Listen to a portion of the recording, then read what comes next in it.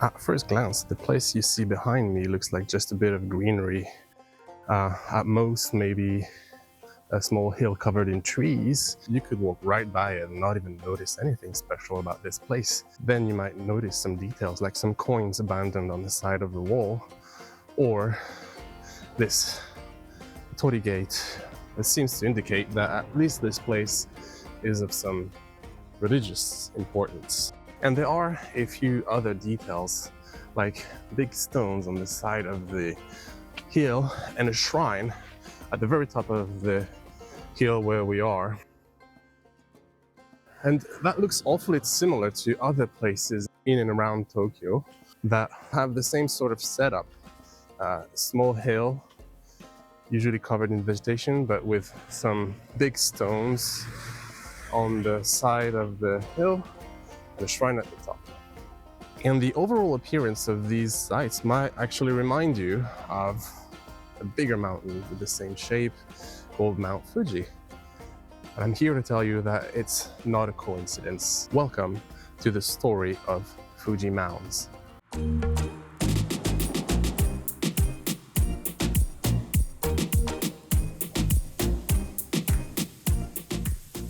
So what are Fuji Mounds and why do they look like this?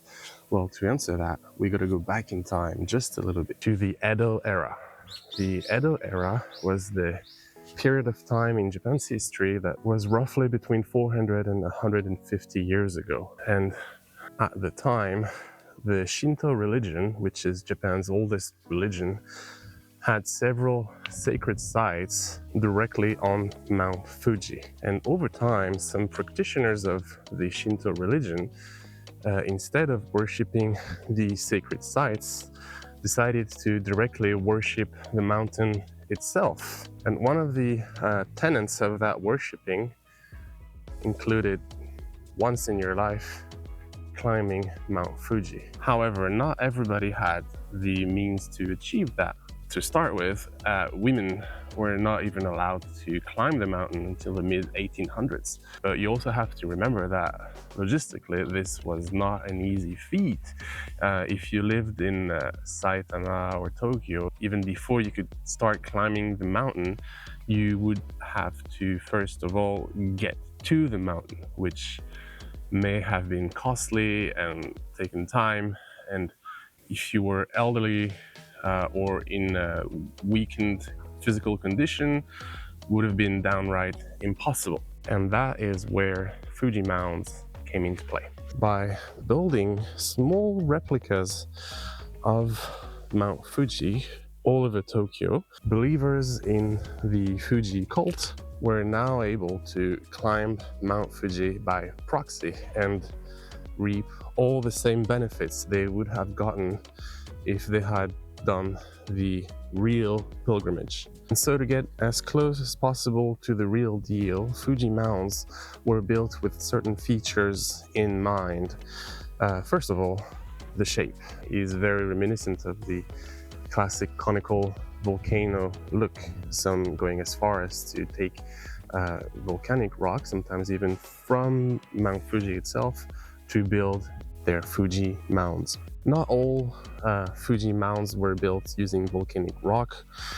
Sometimes you just have volcanic rocks at the top of the mounds, and sometimes not at all. Like the mound behind me is made entirely of red soil, which is more typical of the inland Fuji Mounds that didn't have access to navigable waterways, navigable rivers. And to better describe the other features that these Fuji Mounds try to incorporate, I'm gonna use this mound as an example.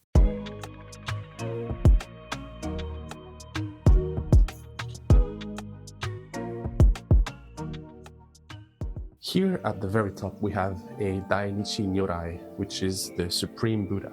That's the one that's often represented with the sun behind it. The image in the stone is pretty faded. It's been here for 200 years after all.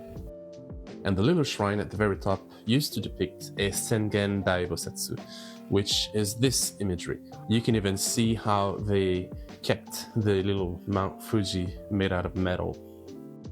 Making our way down, we find the other 9 stations, representative of the Fuji pilgrimage. They're jotted along this zigzagging path. One of them that we can identify is the Komitake Shrine. This is a mini version of the original one that you would find at the station 5 of the Fuji pilgrimage. And just down there, we have other symbolic landmarks. One of them being the Takao-san Ajiarimyo, which is a target of the Fuji pilgrimage. And just next to it, there's the Doryo Daisetta, which pilgrims would visit on their way back from the top of Mount Fuji, on their descent.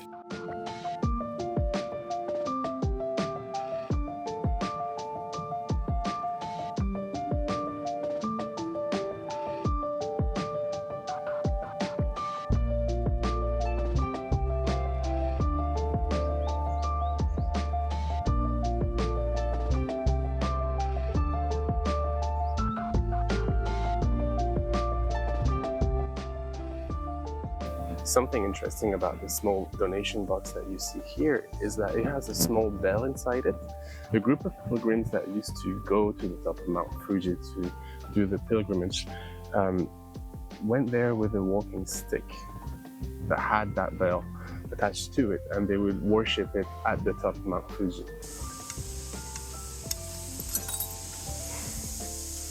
And so the Fujikodo group that built this Fuji mound probably put that bell inside the donation box so that when you make a donation, you get the blessings associated with being on top of Mount Fuji. The vast majority of these mounds were built in Tokyo, Saitama, and the general Kanto area, although some were built as far as England, and most of them have a height of under 10 meters. Yeah, after all, you want it to make the pilgrimage easier, so that's why they're so short. One of them I've visited in Shinjuku was under 1.5 meters, but sometimes you get them as tall as 15 to 20 meters. Those taller ones are usually built with the idea to give a nice view to the people who climb it, and possibly a view on Mount Fuji. Although from Kanto, especially on cloudy days, Mount Fuji is a very discreet mountain. Finally, most of these mounds are not super old, at least not by Japanese history standards. Most of them were built in the 1800s. I think the oldest one in Tokyo was built in 1789 and was made 100% of volcanic rock.